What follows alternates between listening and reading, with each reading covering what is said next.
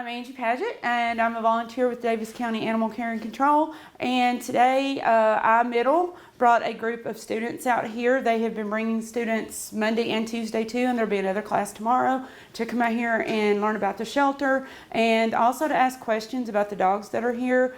And they're also exploring genetics and how they are affected. So they ask about, mixed breed dogs, versus purebred dogs.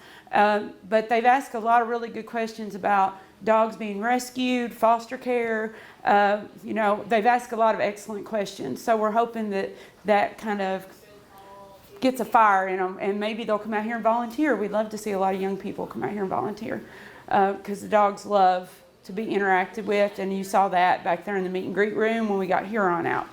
So.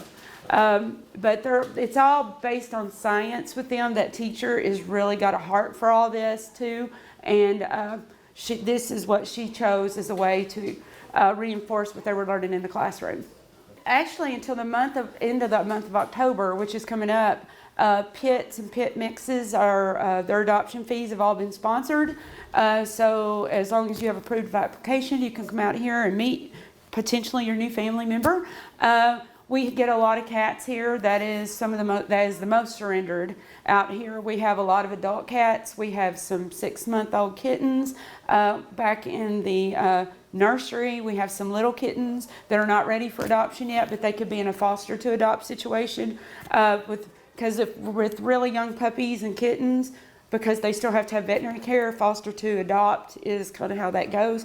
We always need people to step. We need a good network of fosters that can help, pull some of these animals out of here because we always need space because there's animals that come in all the time.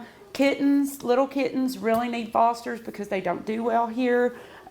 So we are always looking for fosters and volunteers. Volunteers help us so much to help get the dogs out and get them walked, help to keep the cats socialized. I would encourage you to go online. If you go straight to the fiscal court website, there is a link over to the animal shelter site. The adoption application and foster application is the same thing.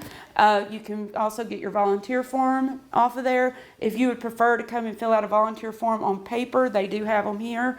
And you can volunteer here. Kids on through adults can volunteer here. And, if in fostering, just remember that if you're fostering, they get vet care. So, because we do have a vet clinic attached, which is amazing. So we would love to have more applications coming in. I do help process them too. So I would love to see more applications come in. That's wonderful.